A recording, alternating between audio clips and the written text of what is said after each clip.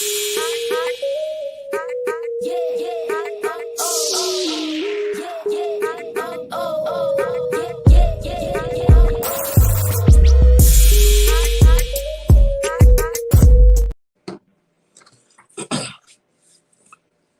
everybody. It's Dr. Rick dropping in on Hope everybody is having a great start to your week. Hope everybody's having a great week. Today's Transformational Tuesday. I am not going to take up too much of your time. I know a lot of you have a lot to do, trying to close out the year strong. I'm doing the same thing, but what I want to do is encourage you not to wait until the first to get committed and moving in what you want to do for 2023. I was watching one of my friends and she was talking about how entrepreneurs started 2023 at the beginning of December. And if you followed me, you actually know that I've been moving and planning and engaging life about 2023 since the end of August. And there's a reason for that. You're going into a transitional phase, a huge transitional phase. For most human beings, the new year is the biggest transitional phase they'll go through at any given time. It's huge for them. So that's why you get the New Year's resolutions. That's why you get the new commitments and the reassessments and everything like that. What you don't want to do is try to go through a transitional phase and end up in a new space, a new place, a new time, a new phase of your life.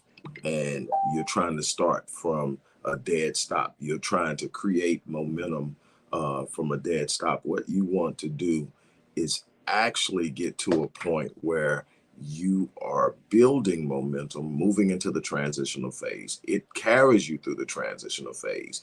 You enter into this new phase with momentum, with a sense of purpose, with a sense of direction, having an understanding of where you're trying to go. And so when I'm working with my clients, that's the focus. We're not going into the new year sitting up. First of all, we're going to look for what we need to leave behind. Doubt, fear, anxiety, focusing on past failures, past regrets. We're going to look at that. We're going to deal with them. We're going to process them. And then we're going to look at what we are becoming, what we are creating, what we are doing.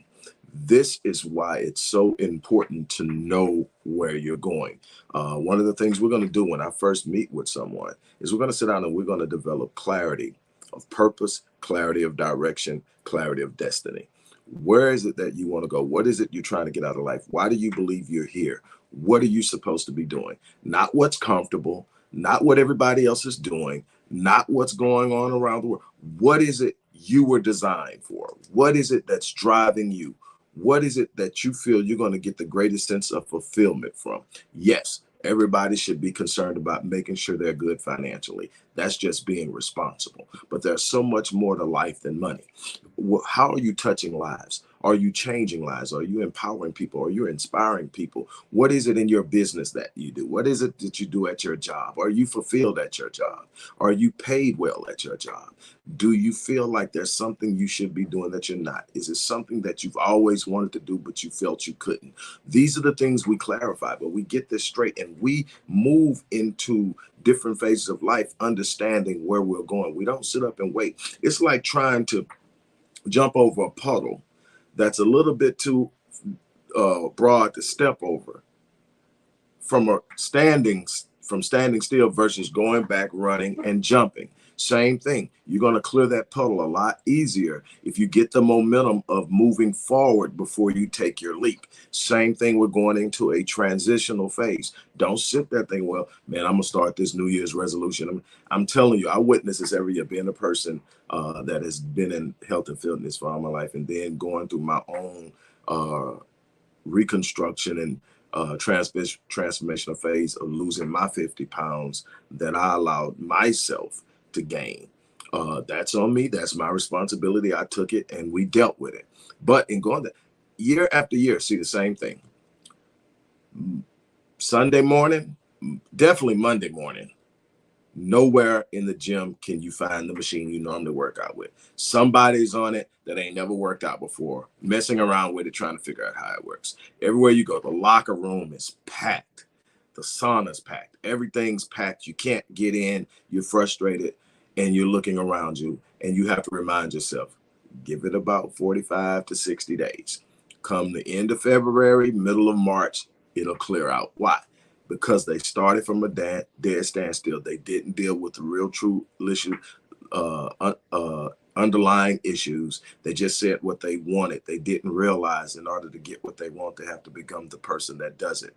You can't just simply say, I want that, and I'm going to go to the gym and I'm going to get it. You got to say, I'm becoming something different. I'm changing my lifestyle. I'm changing the way I think. I'm changing the way I approach. But you got to go into this transformational transition with an idea of where you're going. So that's the first thing that I'm going to encourage you to do.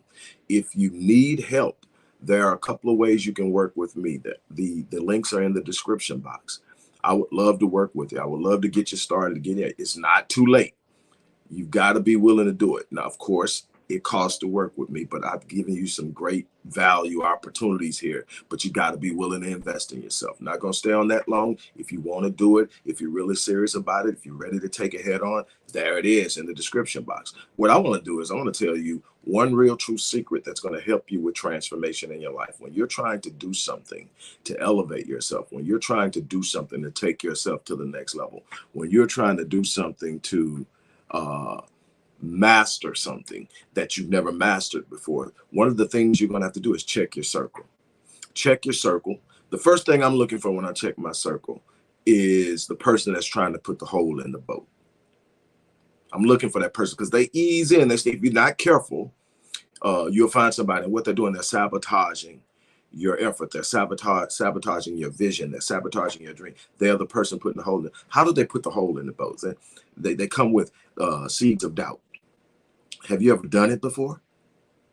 How many people fail who do this? Did you know that X amount of people fail every year at doing this? Do you know how many businesses fail in the first 3 to 5 years? Do you know how many people went broke trying to invest in the stock market? Do you know that now is not the best time to buy a house? Do you? And on and on. They're putting holes in the boat.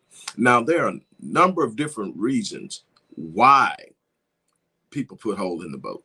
See, a lot of people, mama always told us that misery loves company, but mama really never told us why. And what in developing an understanding of what I was going to do in human behavior, understanding what I was going to do in psychology, what I was going to do in psycho-cybernetics, what I was going to do in neuro-linguistic programming, neuro-associative conditioning, all the things that I mastered over the years in order to help my clients, I start to understand the dynamic of the misery. Misery loves company, not because everybody wants somebody to be miserable. They don't want to be miserable. What happens is the person who is miserable because they're not living the life that they want to live. Now, what's happened is that person is in this box. This is the box where everybody who is living mediocre and average lives is. This is where 90% of the population is in this box. And what they've done in this box is they've convinced themselves and one another that being average is okay. And see, it started early in life because the powers that be, the people who enrich themselves off of mediocrity, don't want people to discover the greatness within themselves. The people who enrich themselves off of mediocrity want you to believe that average is okay. They want you to believe being middle of the road is cool. And so what they do is they send you through a process called education. In education, you can literally pass, be considered successful, graduate, get a diploma with a D average. That's below average. So you start to see a C as not being a bad thing.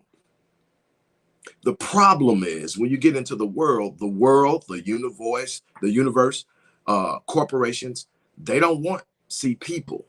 They don't want C performance. They don't want D performance. They want A's, and they'll be okay with B's. They're not feeling average. So average doesn't produce the way you think it is. But you get in this box and you start complaining about all the hands you've been dealt. You start complaining about where you were born at, where you grew up, how your parents were, and all these different things. And you get amongst other people who are doing the same thing. Here's the problem.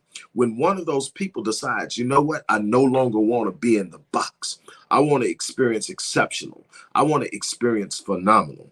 I want to experience remarkable. I want to see what I can do when I'm pushing myself beyond comfort. I want to see what it feels like to win. And all of a sudden, you start to see the problem. And here's why misery seeks to pull you back in. It's not even about being miserable. It's about the conviction. The moment that you decide you're escaping the box, you convict everybody in it of their mediocrity. You convict them of the weakness of their excuses. Because, see, you came from where they came from. You've been through what they've been through. You experienced what they experienced. You got the same background in some way or another. You've all come in and saying you've got a reason why you can't make it, but all of a sudden you've decided that you're going to make it. You convict them. See, now they've got a choice. They can either stand up, move out, and be bold enough to follow you, or they've got to find a reason to pull you back in because you're making them uncomfortable. And this isn't a conscious thing. This is truly underneath the surface. This is a need to feel comfortable. This is a need to feel okay with who you are without changing who you are. And so they will come in and they will sit up and so the first thing I'm checking my circle for is the person putting the holes in the boat. We're trying to get to the other side and they're trying to sink the boat because they don't feel somehow that they can make it. Then the next person I'm looking for is the person that's going to be able to give me access by way of knowledge to the things that I desire. And so what I'm doing is I'm saying, who do I have in my circle that's better than me? And see, that's a problem with people who've been in the box for a long time. They don't want to be in a circle where people are doing better than them because it makes them feel inferior. It's intimidating. I don't want to be the smartest person in the room. I don't want to be the richest person in the room. I don't want to be the most experienced person in the room. I don't want to be the wisest person in the room. When I am the person in the room, there's not a lot of room for me to grow because there's no new knowledge for me to tap into, no wisdom for me to tap into. Everybody can feed off of me. And there's a point in time for that, where you go in and you touch lives and you give. And I do that a lot. But when I'm looking in my circle, I need some people I can call and say, I'm having a day like this, or I got this particular situation. What happened when you got to this point? You need those people in your circle. So when I check, I'm checking for the sabotager. I got to get them out of the circle. They're not even welcome. We can't even work it out. Go deal with yourself and come back. But then I'm looking, do I have people in my circle that can feed me, that can give me wisdom, that can give me encouragement?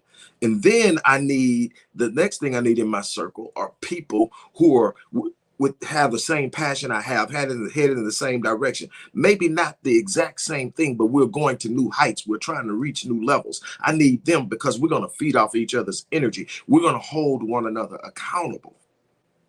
And finally, I'm looking for the person that's going to be my blessing, that person that isn't quite where I'm at, but looks up to me and feels me, because between them and my counterparts or my peers, they're going to fan my flames. They're going to be the ones say, hey, man, you're on it. You're on it today, man. And that's going to be encouraged. You need people who will fan your flames because you're trying to burn up your passion, your purpose. You're trying to set the world on fire. And what will happen is you got a bunch of people trying to douse you and you don't know why. Get people in your circle that are fan them. You need people in your circle that when you're sitting up and you're having one of your moments and you're sitting up there and you're going, man, maybe I overstepped. Maybe I bit off more than I can chew. Who was I thinking? Who was I trying to convince myself I could do? And they'll come along. You got this. I said this yesterday. I don't need any yes men in my circle, but I do need yes you can men, women in my circle. So I don't need anybody that's going to tell me I'm right when I'm wrong. And that just to get along, and that just to hype me up to be along for the ride. I need people who are going to hold me accountable to what I said I was going to do, how I said I was going to do it. But I also need people when I'm starting to feel down, when I'm starting to feel beat up, that are going to sit up and say, you got this. Yes, you can. Don't you dare sit up and quit. Don't you dare start doubting yourself. You are going to have to rise up. You need people in your circle. One of the reasons I created the Epic Realm community of high achievers is I wanted to create a circle where everybody believed. A circle where everybody was encouraging everybody, a circle where there were high performers. So I literally created an environment where people could literally come in and be in an organic space and have a circle that has all the elements and components. We don't allow negativity. Nobody poking holes in boats in Epic Realm. We don't allow that. We don't allow negative comments and people tearing each other down. But what we do encourage people, to inspire people, to challenge people, to give them advice, to hold sessions on we do. And we're getting back to our Q&A sessions at the beginning of the year, where at least once a week, one of us is holding a Q&A session to answer questions. Then you can get in people there. There are psychologists in there. There are nurses in there. There are business owners in there. There are CEOs in there. And they're in there answering questions based off their expertise. Grant writers in there. All these people are in there and doing what they are doing. And they almost all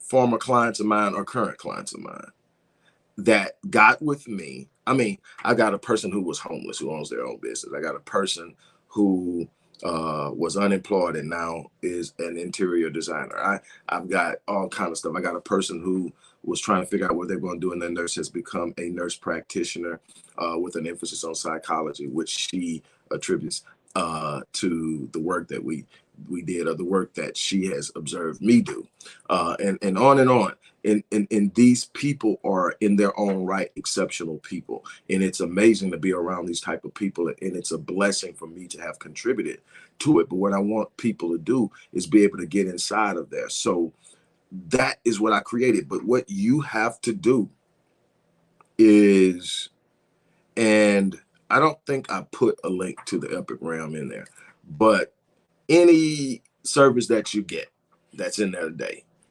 I'm going to give you a free lifetime membership to the Epic Realm. I want you in an environment that's going to encourage you. So I'm going to give you a free membership if you sign up for anything that's in that description box. And I'm pointing all over the place because I got screens everywhere. But here's the thing.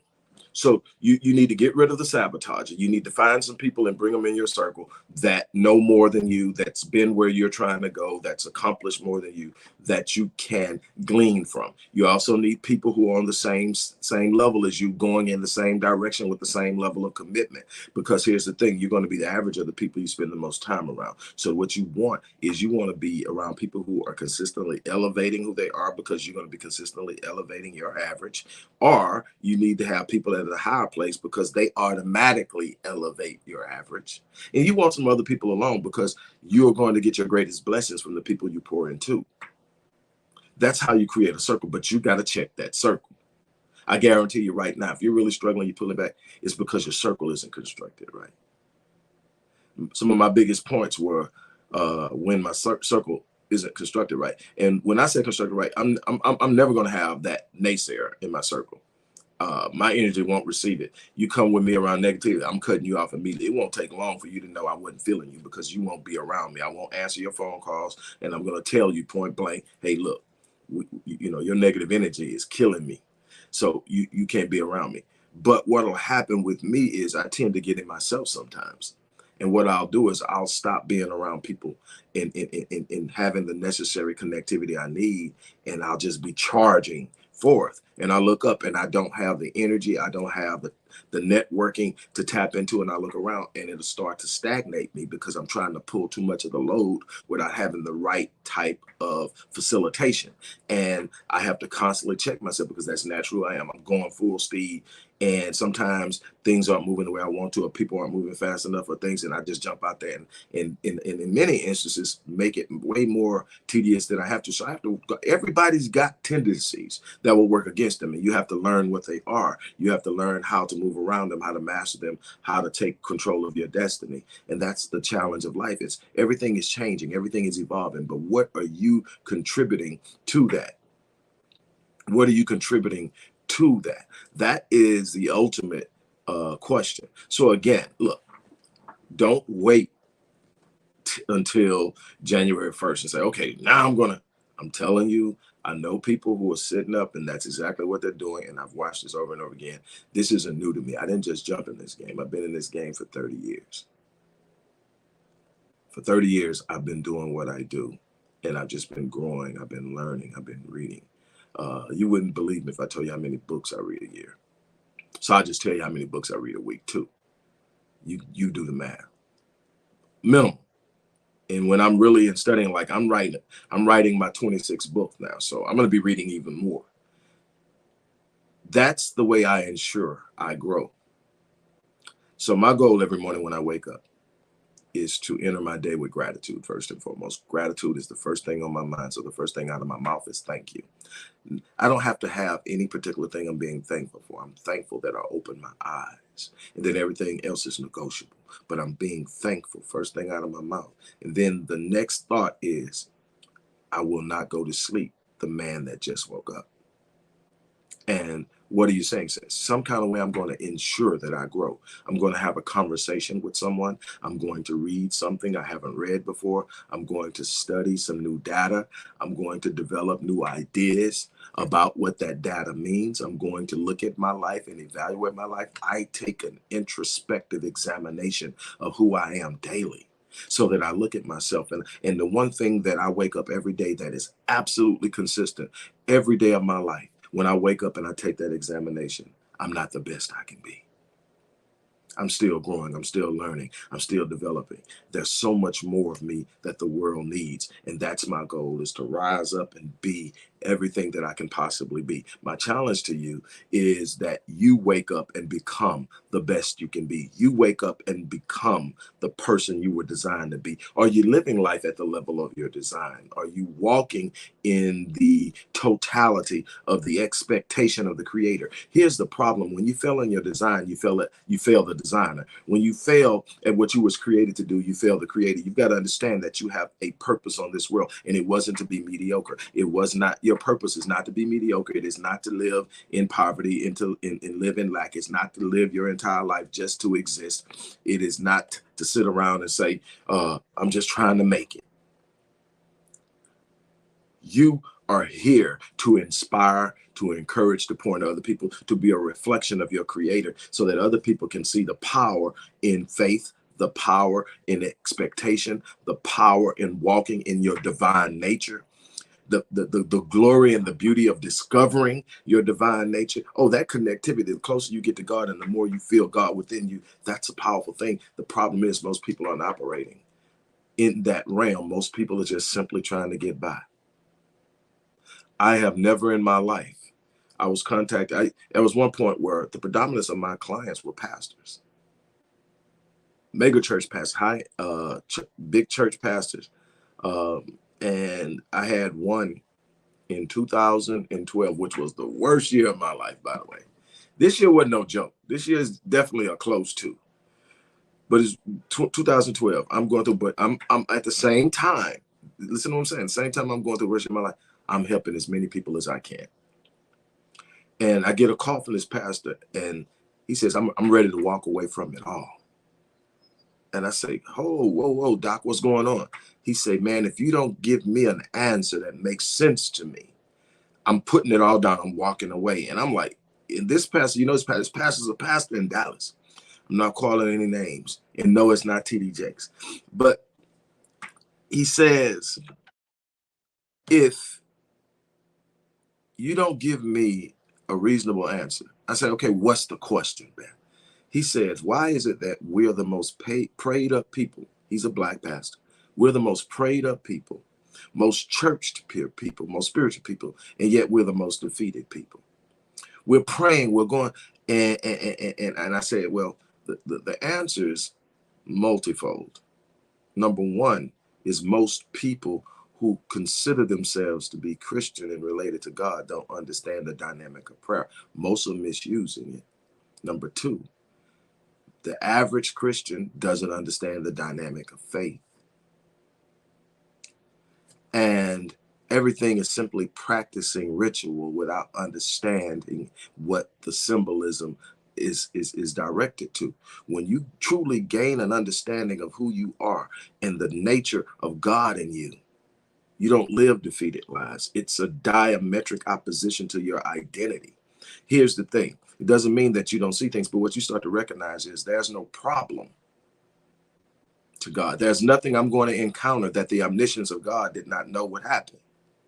One, there's nothing I'm going to encounter that there is not already an answer for. Every problem has an answer. The mind of God is not stumped by problems. The mind of God knows all. So the mind of God is what I'm trying to access. And that's what this next book is about. It's about the zero field, accessing the mind of God, understanding that the more you panic, the further you move away from God. Most people don't get that. The further you panic, say, what did Paul say? Paul said, God has not given us a spirit of fear, but one of power, of love, of a sound mind.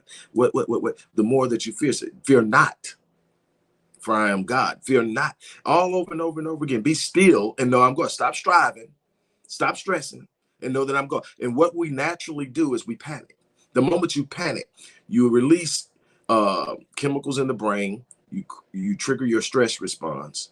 You shut down the ability to be open to God. You move into a lower frequency and lower vibration. You're releasing energy that's moving you away from God. God, if you want to talk about pure consciousness, and now we're talking about the mind of God where all things are known, you got to be in a space of 700 hertz high, 750 hertz, where you start to receive revelation from God. That's how, but you have to be willing and open to revelation in order to receive knowledge and revelation. The answer is always on its way.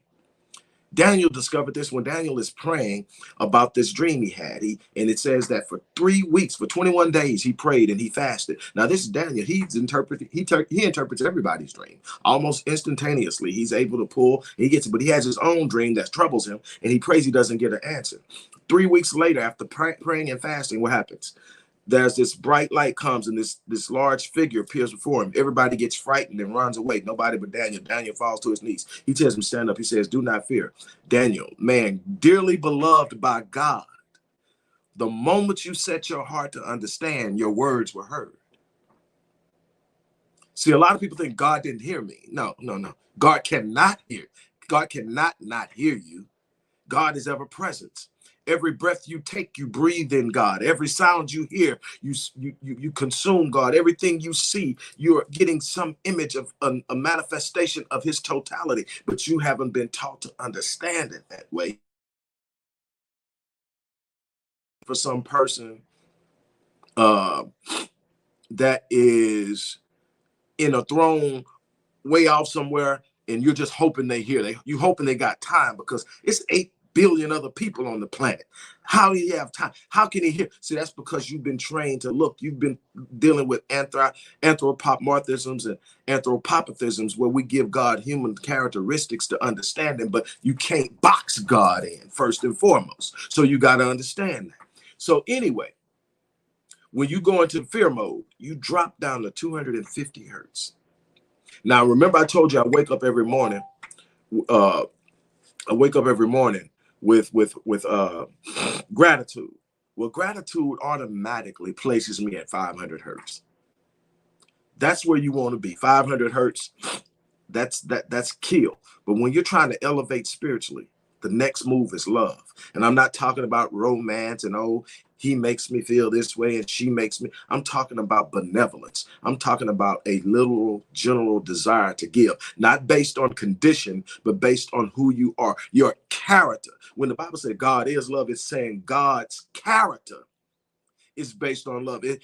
But his dealing with human is filtered through justice. That's why God can still punish, or that the way God designed the universe to bring about punishment and consequence is based off of demanding. See, God has what we call holiness, but when you break it down and you look at the original Hebrew and the original Greek, when you start talking about holy, what it means is God has outstanding and impeccable integrity. You say, well, integrity doesn't sound as good as holy, but you start talking about holy, people start getting mystic on you. They think you got to be this way, you got to talk a certain way, you got to use certain words. Has nothing to do with holy. When God says I'm holy, therefore you be holy, what he's saying is I have a bunch of standards that over time I've revealed to you. I revealed to you my standards, how I function, how I do the things I demand. And what you will observe in me is that I have never changed. I always observe my standards, integrity. See, well, if God has integrity, then I can trust that what God said God would do in whatever way I'm communicating with God, I can trust. But see, if I get too caught up in the religiosity of it, I might get emotional for a minute. I might have all the right words to say, but see, the words have to be anchored by something. The words have to be anchored by something. And see, the problem is, and I told him, I said, the problem is we're misusing prayer. You got most people, and I'm gonna tell you this, and I'm gonna cut it short. I didn't even mean to go this long. Check this out. We're talking about transformation, so it's important to understand that you are responsible. God made you in his image. God of the universe made you in his image. We're going to get into this God thing. We're going to talk about the totality of God and a bunch of other things in future measures outside of the realm of religion, outside of the realm of this is the right way, that's the right way. All these things that you were actually told not to do, that you're doing now and claiming it's your way or no way. And that's not what God ever meant. But anyway, we're going to get into all of that. We're going to break it down. But what I want to get into now is this. When I talk to people who are of some faith, and it doesn't have to be Christianity. I deal with people Islam. I deal with people with Buddhism, Hinduism. I deal with people with Christianity, and predominantly Christians. This is a Christian society here. But I asked, okay, tell me about your prayer life. And they said, what do you mean? I said, so how does your prayer normally start off? And they said, well, I come and I thank God for his blessings. I thank God for his mercy. I try to thank God for this and that. And I say, okay. And then I tell God some of the things that are going on in my life. And I go in this and I doing this and I do this. And then I make my request known to God and I do all this. And I say, okay. And how far are you in your prayer? Say, it's 20, 30 minutes. And I said, okay. And then what? And said, then, I close out my prayer. And so my first question to them is this. Wait a minute. You just prayed to God for 30 minutes.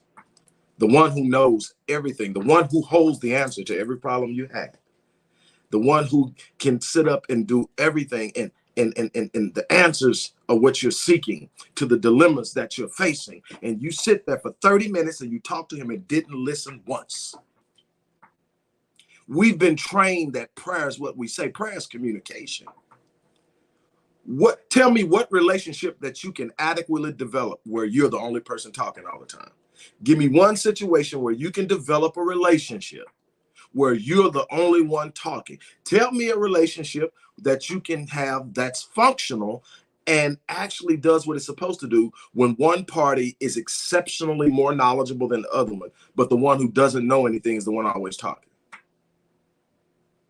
Yet we do it consistently. You know that the vast majority of my prayer is listening, going before God. But here's the other thing.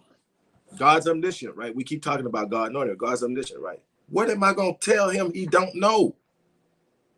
Now, sometimes you want to get some stuff off your chest. You feeling some kind of way. Trust me, I've been through it this year. You feeling some kind of way. But, okay, I told you how I feel. You tell me what's up. You tell me what I need to do. You tell me what I need to do. And then what you'll find is the higher you are in that frame. Now, if you're in a panic mode, you got jealousy, jealousy, envy, strife, worry, anger, bitterness, fear, all those things, 250 hertz or lower. He up there at 750 and you wondering what's going on. What you are attracting is other people that's in that same state, because guess what? Energy is resonant. What does that mean? Energy attracts like energy. Now you got a bunch of negative people going through things and you wondering why you can't let something go, because every time you're trying to get to a place and let it go, somebody else reminds you of it. Because why? They're in the same spot.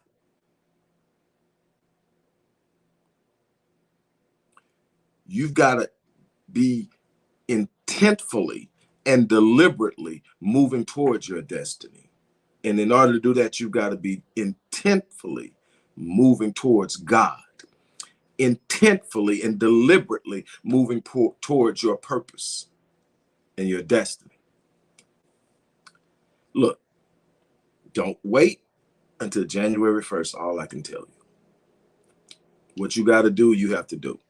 For those of you who want me to help you, it's a great opportunity to do it. Look in the description box. Again, everybody who takes advantage of that today, I will give you a free membership into the Epic Realm community of high achievers. And these are people who have worked with me and achieved remarkable results. I named some of the stuff that these people do. These are people who are winning in their field.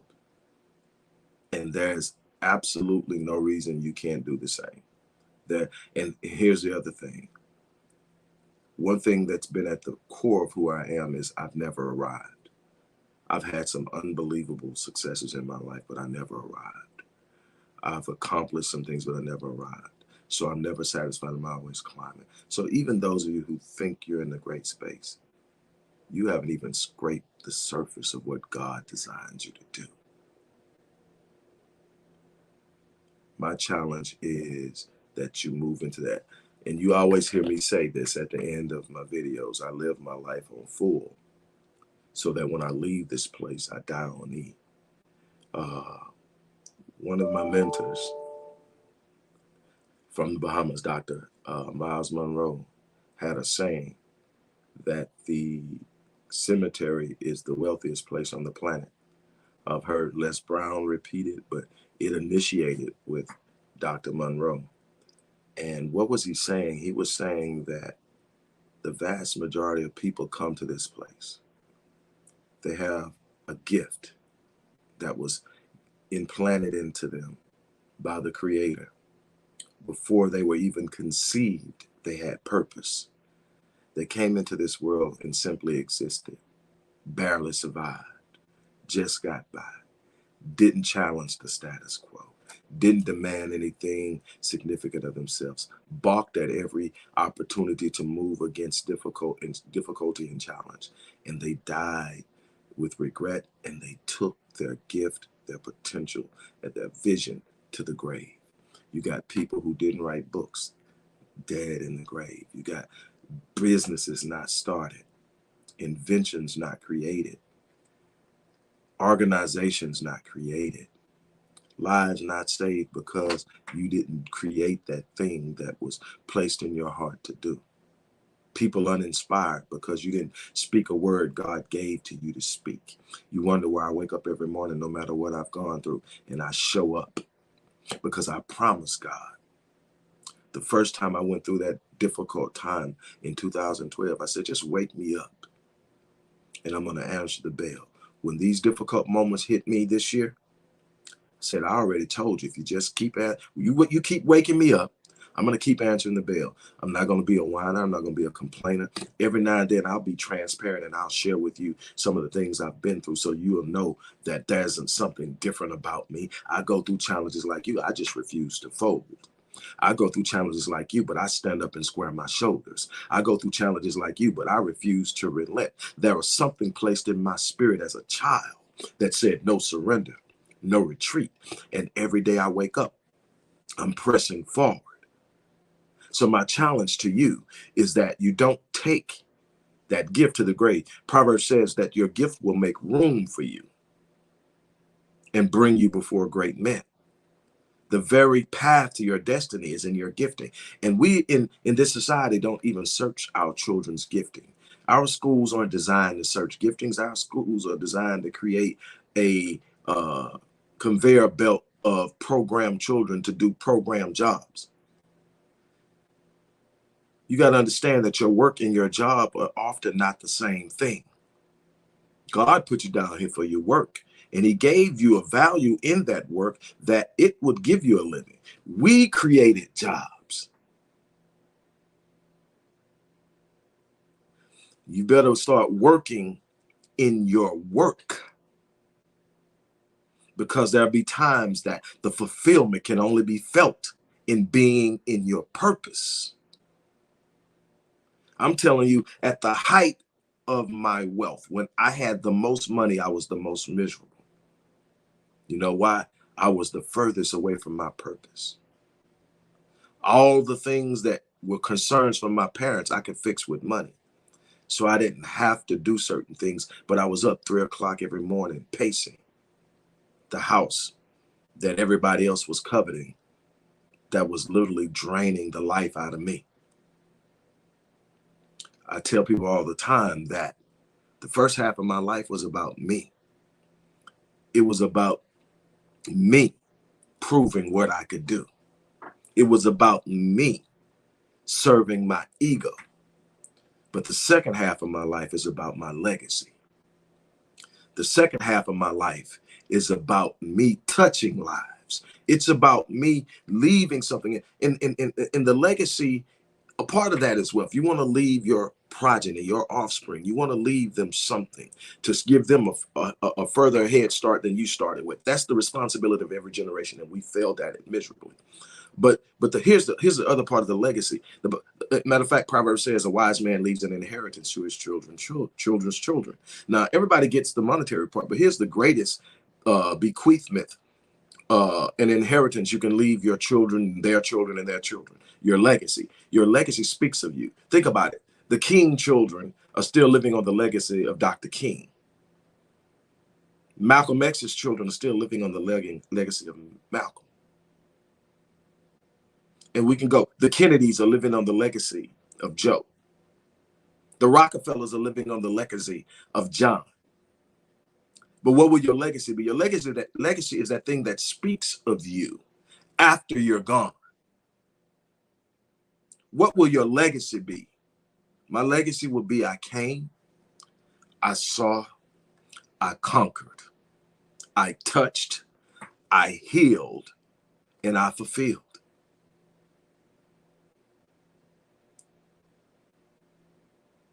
That's my challenge to you. Live your life on full and die on E. On that note, I am out.